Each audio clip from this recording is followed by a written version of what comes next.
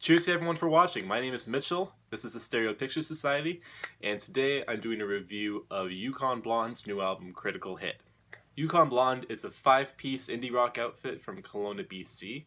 They've released 4 EPs and 3 full-lengths leading up to this new one over here. And I first remember seeing Yukon Blonde open up for Hey Rosetta back in 2015. But even though Yukon Blonde's had all these albums and has been around for so long, I feel the thing that's holding them back from being a standout indie rock group in Canada is that compared to a lot of other indie rock bands like Mother Mother and July Talk and the Arkells even, they don't have that much personality.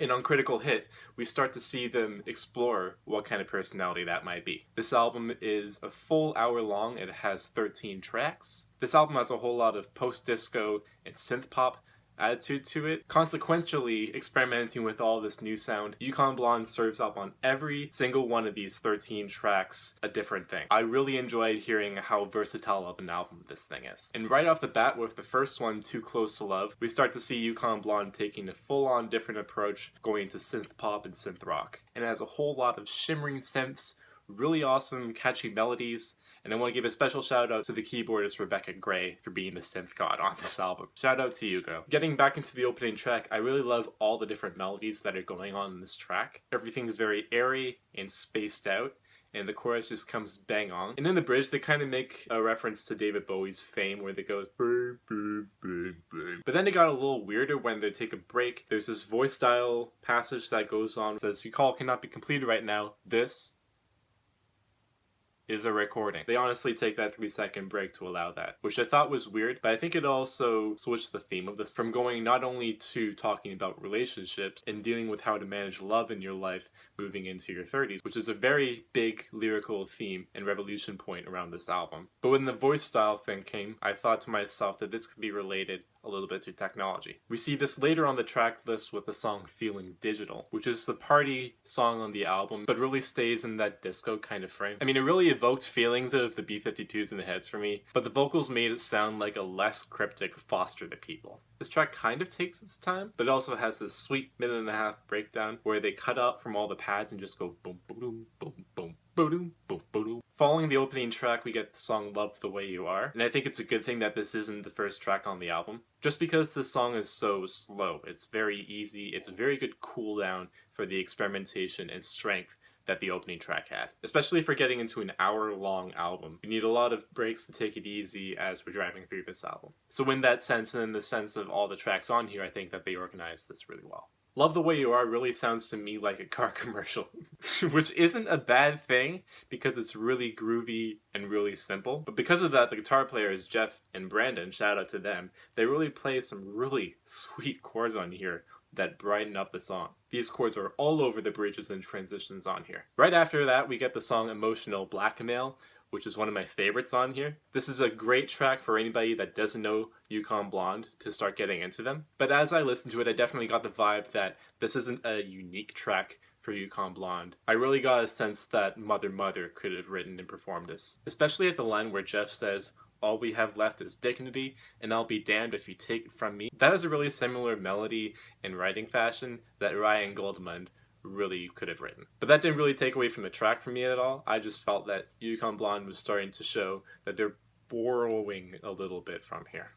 And again, other than that, the chorus is a banger, and all the different melodies and the basic chord progression on here really leads to a really groovy song. Again, there wasn't a track on here that I didn't enjoy, but if I had to choose one, it would have to be the next one, Cry. The keyboards and the percussion on this track are still really groovy, but I really felt like the song could have taken a breakdown or something and gotten into something more emotional or narrative within the lyrics. I mean, it's a really nice track. I was just noticing the lack of vulnerability after listening to it so much. The next track, Hardly Even There, is a really sweet slow jam, whole lot of glittering synths, and a whole lot of passionate vocals here too. I don't want this, I don't need this, I don't need love anymore. That wasn't actually that bad, still 5. The track Summer in July is one of my favorites from here as well. I had to get past the lyrical idea of having summer in a month that's already in the summer, but I felt that Jeff just had that lyric in his mind and couldn't get it out as he was writing this, and that's okay with me. The track itself is all about this depressed girl that doesn't seem to be happy with how people are treating her, and the narrator of the song feels a lot of guilt and feels like her sadness is his responsibility. That's just the vibe that I get from this track. Again, it's not that narrative of a song, and it's not outwardly telling me that. I just felt that from a lot of listens, because this song is really, really groovy. Summer in July really has the tone of having this third perspective shot of a convertible driving down on like a great sunny day along the lakeshore or something like that. But my absolute favorite from the album comes right afterward. Yukon doubles down on the summer feeling and gets into this song crazy. I'm not crazy about you, I'm just crazy, crazy, crazy. It is such a sweet song. The chorus fucking slays. There's all these percussive elements like the acoustic guitars and the shakers. And then the synth pattern that goes on to complement that chorus hook. There's no huge guitar solo or anything. There's just a whole lot of keyboard jamming, which I love. And I also love the song right afterward called The Bluffs, which is easily the fastest song on the album, getting away from a lot of moderate and slow tempos that the band's been doing so far. Very fast and it's really groovy. There's a whole lot of bongos on it and a whole lot of sweet keyboard harmonies that go da da da da da da da da da da da da. Super catchy song, and I love it so much. The idea of Yukon using pastiches to try and find their personality gets into the following track, Painting Like a Smile, which is pretty much Yukon's attempt at Arctic Monkeys, especially from the vocalist, Jeff. Really getting an Alex Turner vibe from him as he's singing about not being happy in a relationship, but going with it anyways and trying to get himself be happy. Knowing that there's never going to be a perfect girl out there for him, but this person is obviously nice, so he's going to enjoy his night. I mean, it's a really soulful performance, and it's a good attempt at developing personality, but his vocals don't sound like this anywhere else on the album. Especially when he does this vocal break near the bridge and goes like, "Is that a crime?" And that's another thing too. Within Yukon Blonde's songwriting, there are a lot of really good, well-written bridges on here. Painting on a Smile has more bridges right after the chorus than it does verses. It just only has one verse. And Yukon really feels like they don't need to add another verse to this. Doing the bridges are just fine on its own.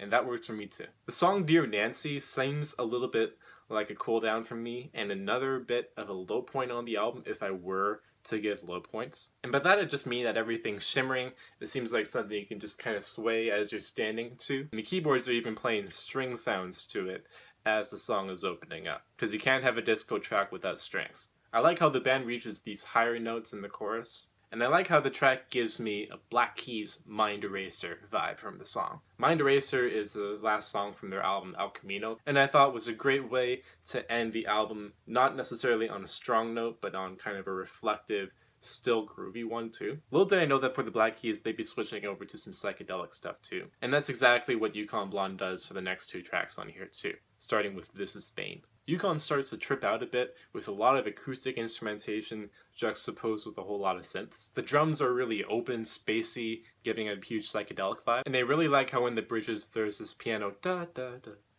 da da da, and the guitar built on that as well, leading into the chorus and does the same da da da. And I love how the last 2 minutes of the song is this complete breakdown where they go into this 12/8 triplet thing and playing off the exact same theme as the rest of the song. The last song on here, Ritual Off the Docks, is this really trippy, reflective 9.5 minute jam. Most people would already be invested in listening to the entire album at this point, but if you are skeptical about skipping this track and calling it quits there, don't.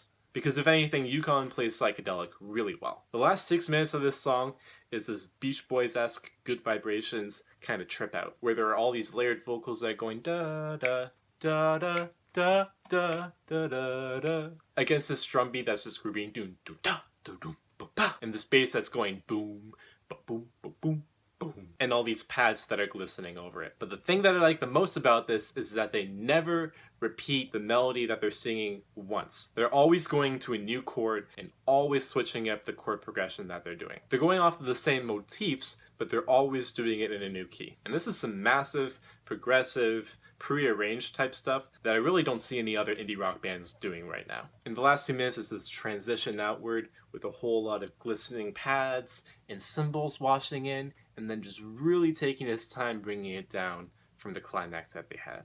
to the end of the album. I said it before and I'll say it again, I like every song on this album. In the back of my mind, I know that Yukon Blonde is still developing their personality, and because they're not discussing a huge narrative theme or getting really personal on this album, I feel it's a really fun album just to listen to take it easy and lay back. Something tells me that they finished making and mastering this album like 6 months ago, but just waited for the beginning of the summer to release it. And that's okay with me because I'll keep on listening to it this summer too. Now, I was really split on rating this album. I was going to give it a 1, but because my rating system is primarily on enjoyment, I'm going to go ahead and give this album 2 stars. This isn't a 3-star album, but this isn't a 1-star album either. I feel that Yukon Blonde has a lot of room to grow spiritually and artistically within the band, but I see a lot of great things on this record, and I'm in love with it. If anything, I hope that Yukon Blonde doesn't just get opening acts, it starts to develop a huge audience around the country. Congratulations on the album Yukon Blonde, and I'm really looking forward to whatever work they have coming up next. Again, cheers for watching the video. Be sure to like, subscribe, and share the video with your friends if you really enjoyed the album too, and let me know how you felt. Really, please check out this album, and I'll see you again in the next video. Have a good one.